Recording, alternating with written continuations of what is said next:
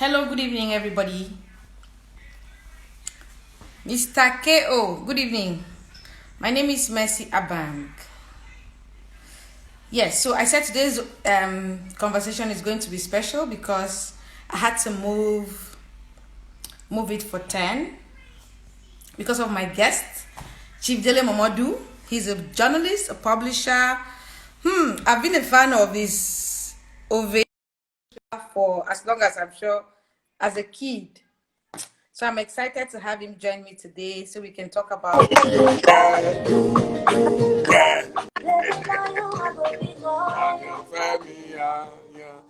Yes, good evening, Good madam. evening. How are you?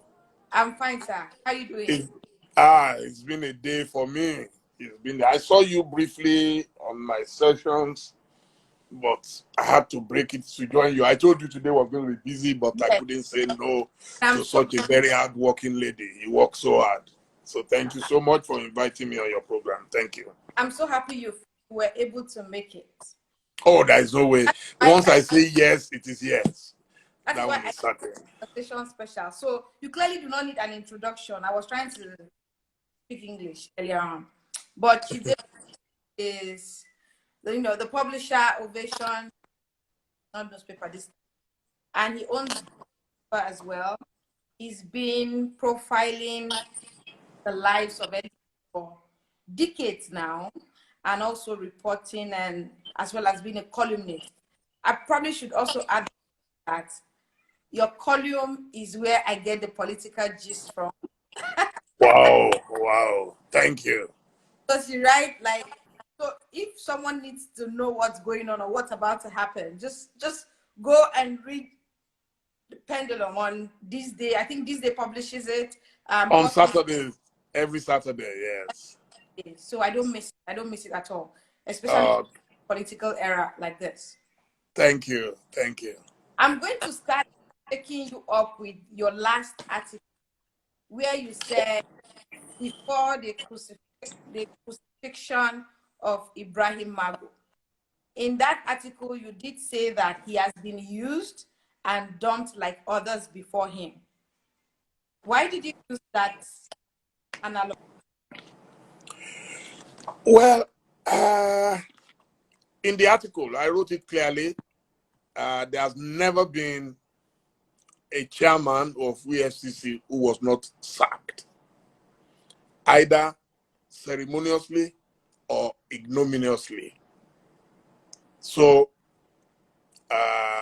if you start from my dear friend Nuhu Ribadu, who is reputed to have been the strongest and the most effective EFCC chairman to date, he was removed unceremoniously. In fact, at a stage, he had to run away from Nigeria. He was in exile, just like I was in exile at a point. Then they brought in Lamude briefly. And then after that, I think they seconded him somewhere else. Then they brought Madame Farida Waziri. Farida came, and she was very tough. She was very, very tough. I don't know what happened again. They removed her. And when they removed her, they asked ICPC to probe her. I don't know what became of the investigation. Then they brought Lamude back. And at the end of the day, again, Lamude was removed. But in his own case, I think they sent him to the special fraud unit. Then they brought Ibrahim Mago. Ibrahim Mago has been there now for about 5 years or so without confirmation. He was acting chairman throughout, which according to some lawyers was not a good thing because he needed to be confirmed by the National Assembly. It was never confirmed.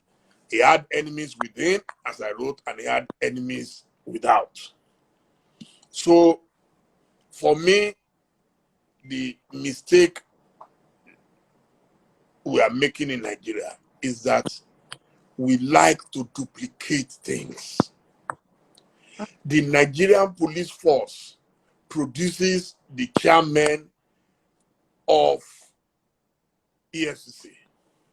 Right. So if you bring a junior officer from EFCC who is below the rank of commissioner of police, so are you going to ask him to probe the inspector general of police? You understand?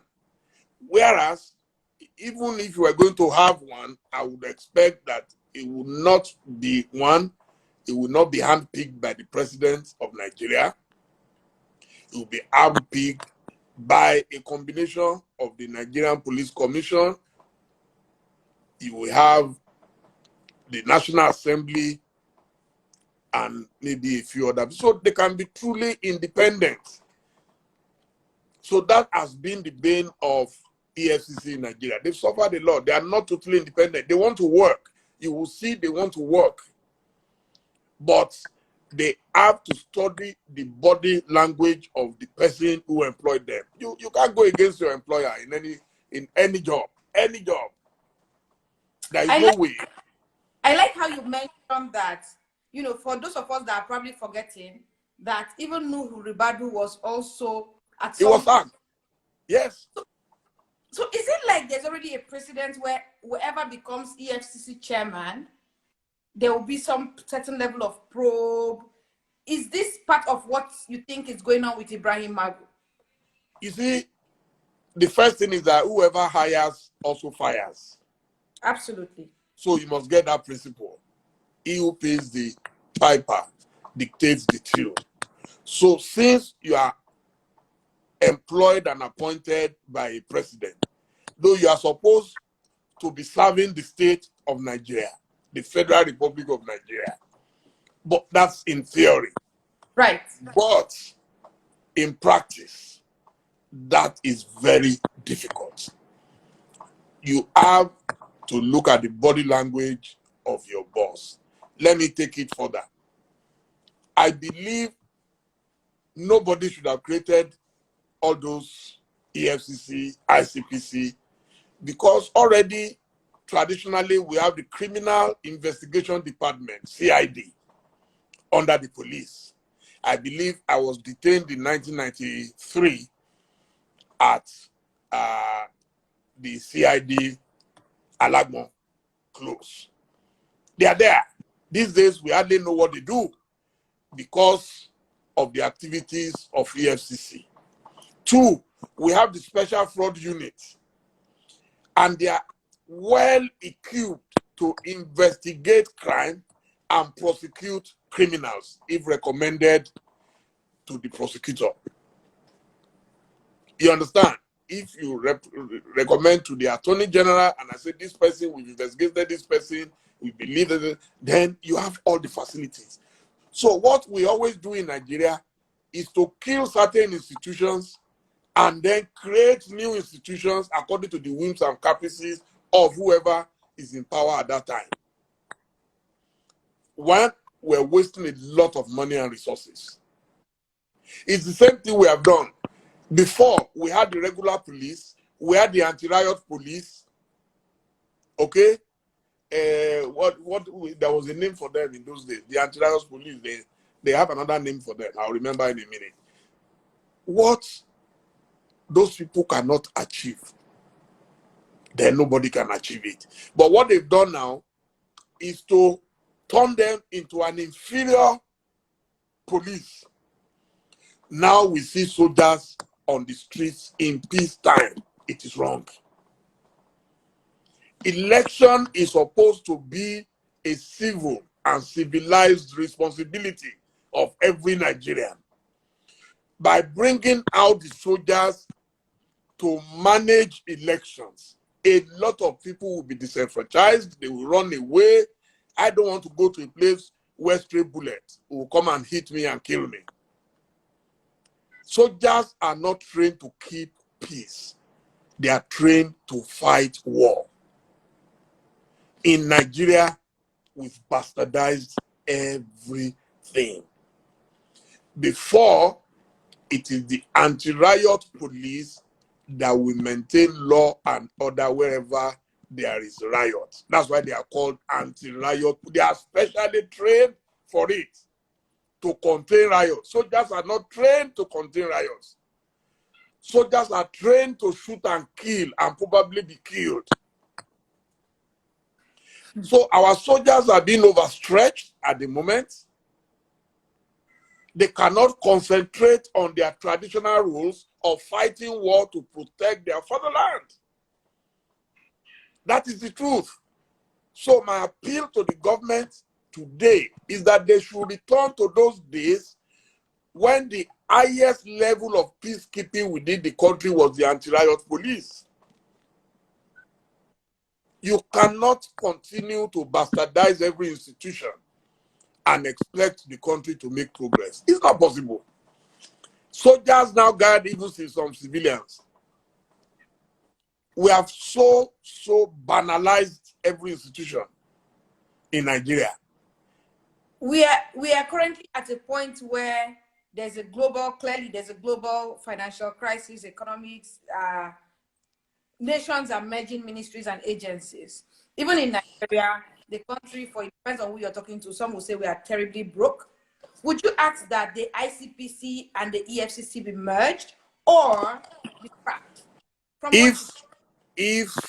If I were the president and I want to embark on cost-saving measures, I will merge ICPC and EFCC with the Special Fraud Unit.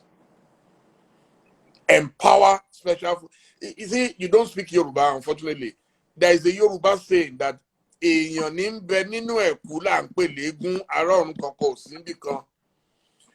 man behind the mask that you call the masquerade is a human being, is not an ancestor from heaven.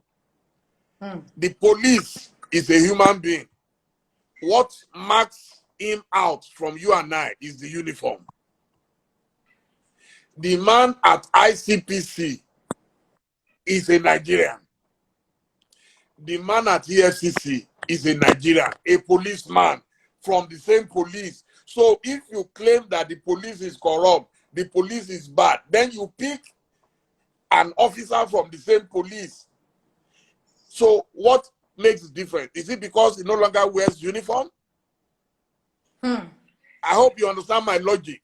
It's still the same police. And I am saying that even that police cannot be totally powerful because he is not even a senior officer enough to be able to go against the wishes. First, primarily, if you are a deputy commissioner of police, it means you have a commissioner of police ahead of you. You have AIG, the assistant inspector general of police. You have DIG, the deputy inspector general of police. Then you have the IG, the inspector general of police.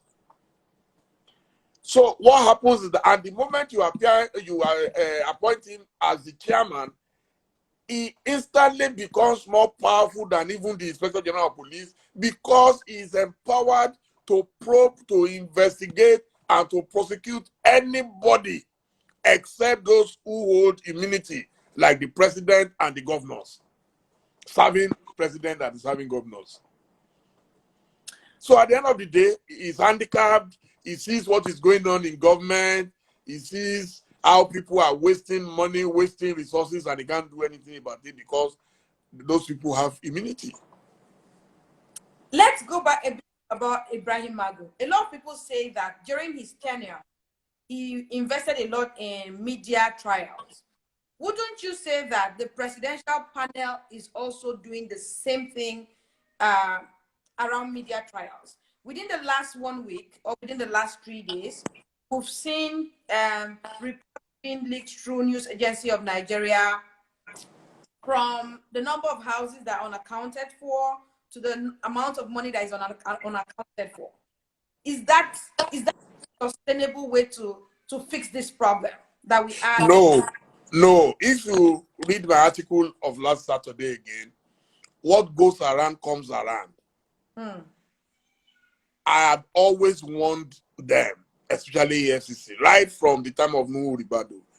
There was a day in 2007, I wrote an article in Pendulum And I advised Nuhu Ribadu that stop media trial, stop witch hunting, stop selected justice and selective justice and selective injustice. I wrote all these things on a Saturday. By Monday morning, EFCC replied me with a blistering attack. They told lies and wrote lies about me on the front page of This Day, the company of which I was the founding editor in 1992. They wrote all the garbage they could write. And on Tuesday morning, I went to the home of the publisher, Unduka Obagbena, and he thought I came for our usual breakfast and all that. And I said I was going to sue This Day. That why should This Day allow EFCC to libel me? That was when I knew that no one is safe. Okay? If an editor, a founding editor, they forced This Day to put it on the front page. So my complaint now was that This Day was afraid to continue the fight. So Simon Kolawole was the editor. So I went to Nduka and I said, please, Simon seems not to be ready to publish. So I've spoken to Simon. I think you will need to call him. So he called Simon and said, okay, they should allow me to reply. And I replied, no, Ribado. And I told him three things. I said, number one, I am not a governor, so you are not going to impeach me. I'm not Mike Adenuga. I'm not going to run away from Nigeria for you. Me, I have nothing that you want to. Do you understand? Then number three is that even if it's just 1 month I'm older than you, I can advise you. And my advice is, look, all these things you are doing will come back to haunt you one day. Be fair to all. Any assignment they give you, be fair to all. Because when your own turn comes, people are going to use the same measure against you, and you will not be in a position to complain because you did it to other people. I will give you examples. If, let's say, you have a chairman of a group of companies, okay, and one of your companies is accused of defrauding either a private institution or a government agency, instead of going after that company as a limited liability company, they will go after the chairman, who may not be an executive officer of the company. Of course. They will go after the rest of his companies and attempt to wipe out and obliterate all those companies, forgetting that if you kill the chairman of that company, there are dependents. Absolutely. There are staff of that company who will suffer collateral damages. So this is my problem. I'm not saying don't investigate, but number one is that once it is impossible for you to investigate everybody, and you are now picking, you are unpicking, according to the EFCC operation, somebody is supposed to write a petition to say, like a whistleblower, to say so and so person, this governor has 10 houses in Dubai, that governor has 2 houses in London. Fantastic. That is what we all want. But what then happens is that you will now see another governor who even has more than that person, and nobody will touch him. So that is why people are complaining. That is why, if they can see that it is done, for example, let's say as soon as a president resumes work, okay, whether on May 29 or whatever date, and the president immediately declares his assets publicly, the vice president declares his assets publicly, the governors, they declare their assets publicly, then it will be possible for whistleblowers or whoever to come forward and say, don't mind that person, that governor is a liar. He told you that he has 2 houses, he has 10. Or he told you that he has 10 houses, but he has 2. The reason for that being that there are people who over-declare when they come to power, so they can use it to steal in advance. You understand? So that by the time your tenure is over, you can say, but I told you I had 10 houses when I started. So why are you accusing me of stealing when I still have 10 houses. So a lot of people do that. So people inflate their assets. Mm. Do you understand? While though a lot of the people who are going out, they declare their assets because they don't want people to know that there has been a disparity between what they declared at the beginning with what they declared at the end of their tenure. So the corruption war is a very, very difficult war to fight. That's another angle to it, is that it is impossible for a good man to become the president or the governor of Nigeria without the support of some of the bad people. Mm. That is why you will see that Buhari contested the election 3 times. He lost 3 times. He even almost gave up until he brought in the big pockets. Because you need money. The reality, whether in America, anywhere in the world, is that you need a lot of money. And most of those people who control this wealth, if you check them very well, they won't be totally clean. So when the FCC then comes to say that those who supported the president are bad people, they are not clean, then the leader will be an hypocrite. Because there is another Yoruba proverb that Agbepolaja nìkan kọ́ ló lè, ẹni tó gbà lọ́wọ́ ẹ̀ tú olè ni. That is the person who stole the palm oil and decided to hide it in the loft. He is not the only one who is culpable of stealing. The person who helped him to bring it down is also a thief. Mm. So if someone stole money and spent it on you for you to become governor and president, so what moral justification do you have to go after that person? No. So these are the crises facing ESCC, ICPC, special fraud. It is not that they are not capable of doing their job, but they are handicapped. Is corruption a Nigerian problem? No, it's everywhere. That is why I've always maintained that. I've just put so much attention into corruption. No, because it is a way of distracting the attention of the people from lack of performance. You have to make noise. You have to say it's because Jonathan stole all the money. That is why your own government is not working. Then Jonathan will say it's because the Yaradua government did this. So you see that every time it is a preponderance of excuses for failure. Every government in Nigeria, you begged people that you have the magic one, that you have the solution to all our problems. That's why they voted for you to come. You understand? Nobody begged you. So if you knew Jonathan was not doing well, and you are not going to perform better than Jonathan, then why bother? Then we might as well have left Jonathan.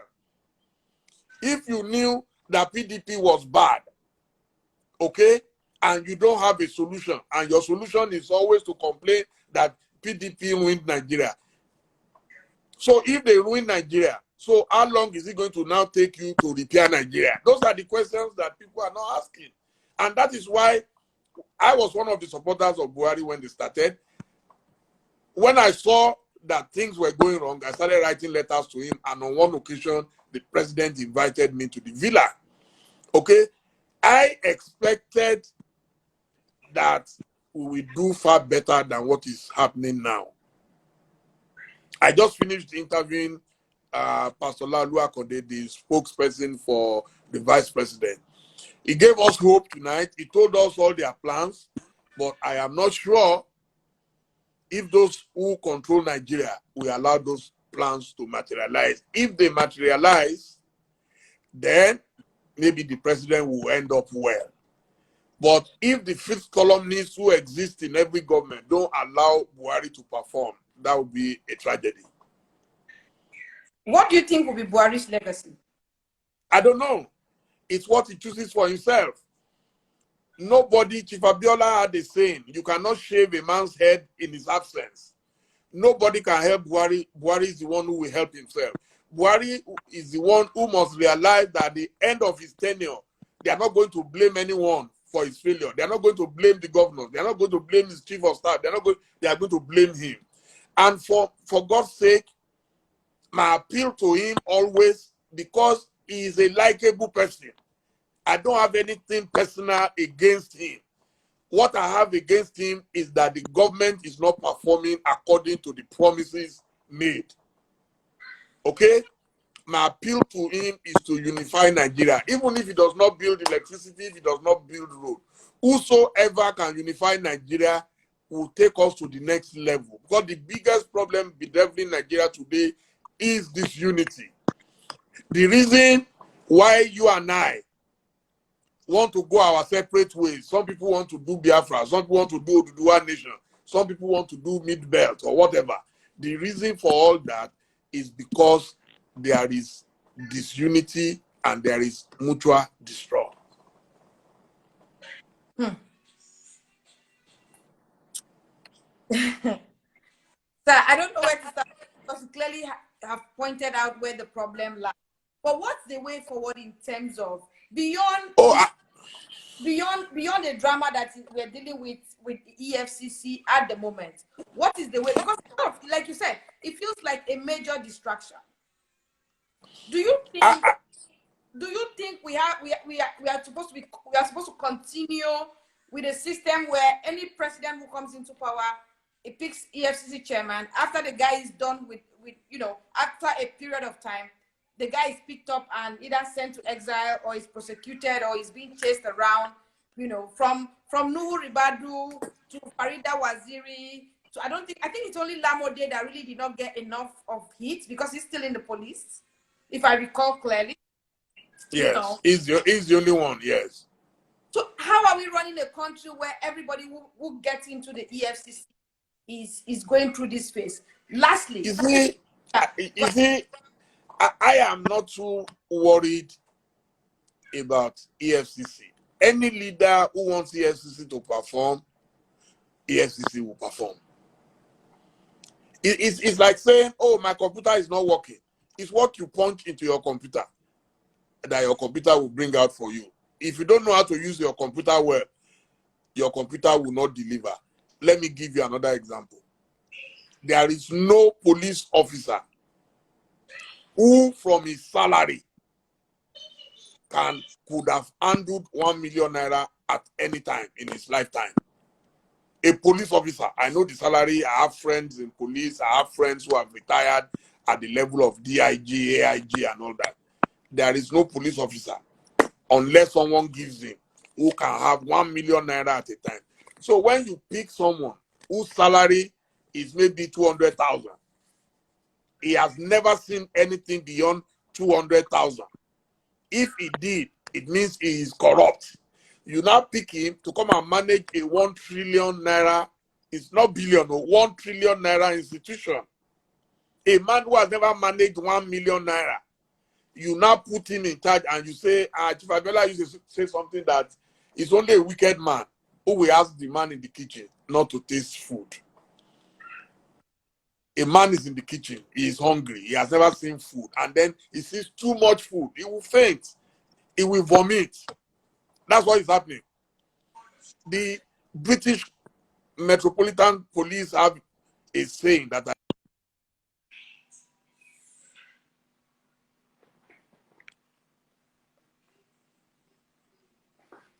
hello?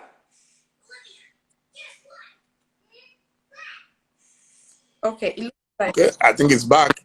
yes, Okay. back. Okay. So you cannot, yes, I said the British Metropolitan Police had one advert that I liked. It says, never tempt a thief. If you put a hungry man in the kitchen, it will be the wickedest soul to tell him not to help himself. That is what is happening. And it tells you that nations are not governed by saints. Nations are governed by performers. What we need in Nigeria are performers, not saints. What brought us to Buhari was because we were looking for a saint, and everybody believed that he is the last saint standing. So at the end of 8 years, we will know the truth, whether we had the saint standing or whether it was just a fabulous tale. That is it. You don't need any saints. to govern a country well. Even the Vatican in Rome is not governed by a saint. You become a saint only when you are dead. That's when you are canonized and everything. So that's the problem we have. For as long as Nigerians keep calling everybody thief, thief, thief, thief, let me tell you, a friend of mine, Bola Rolubagbe, there is something he says all the time. He says, if you search a man's wardrobe very well, you will find a white cockroach. Any soul, if you search well, you will find something. So I have another friend who says in his company, there are times he will know that some people are stealing, they are pilfering. As long as he does not feel it. Do you understand? Some people can be stealing your thing. The moment you begin to feel it, then trouble has come. The problem in Nigeria is the greed. Is the greed. Chief Abiola says there is enough for the need of every Nigerian, but there is not enough for the greed of every Nigerian. Corruption starts from need, from want. Okay? When you are in need, you are poor and impoverished. That is where it starts from. You want to pay your children's school fees. You don't have money to pay. Somebody comes and helps you. That is still need. That's not greed. But when you begin to steal more than what you need, that is where greed comes in. So there must be an allowance that, okay, everyone now and then people, but the problem is that our leaders are rather greedy. You understand? Everybody at one time or the other, when we were young, you would have stolen meat from your mother's pot that you don't want your mom to see. You chop and clean out as if nothing happened. It's the same thing with leadership. So leaders must agree that no matter what happens, I tell people, I'm a journalist. Okay, as a journalist, I don't collect bribe, I don't steal money, I don't do deals, but I get help from people. Anybody who says he has never received help from anybody is a useless person. Because if you are useful to people, they will come back. I'm telling you facts tonight. They will come back to thank you. It is normal. People have given me cars. My first car was bought for me by Kola Abiola. He was about 29 years old in 1991. Did I steal it? The answer is no. Did he give me because he appreciated me for things I was doing? The answer is yes. So a good leader, I tell people, when you perform, people will help you. Even the prayers of the people will follow you and follow your children. And when you steal greedily, the curses of the people will follow you for the rest of your life. It's a simple fact. So you must leave that allowance. Let's stop looking for saints. Let's look for reasonable people who are performers, people who can deliver. In fact, if you perform, some of those who have performed in Nigeria, nobody remembers that they ever stole money because they performed. That's the truth. Sir, it's getting late. Last question to let you go because you had to find your way here. No problem at all. 2023 is almost upon us. I think last week, actually, we had a number of coalition coming together, but some people said, oh, they were not part of the coalition, and I don't know if that's going to work or it's not going to work. That's on one hand. On another hand, the PDPs and the APCs are shaking the politics up with their plans. Do you think there will be a third force for 2023? And will it be between the APC and... Let me tell you, if there is something I know very, very well, I know the political history of Nigeria. And I was once a presidential candidate. And the lessons I got out of it would live with me for the rest of my life.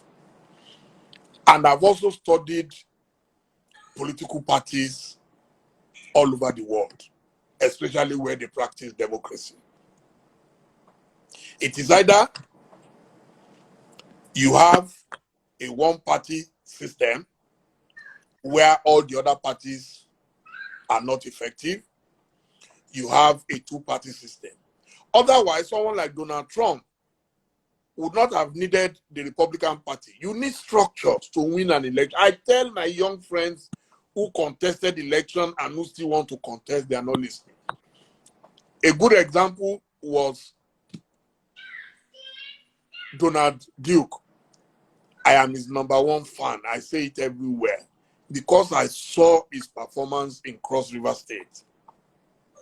He came to me before the last election. He said he would like to contest. I said, on which platform? He said there will be a third force. I said, you should forget it. There will be no third force. Remain in PDP.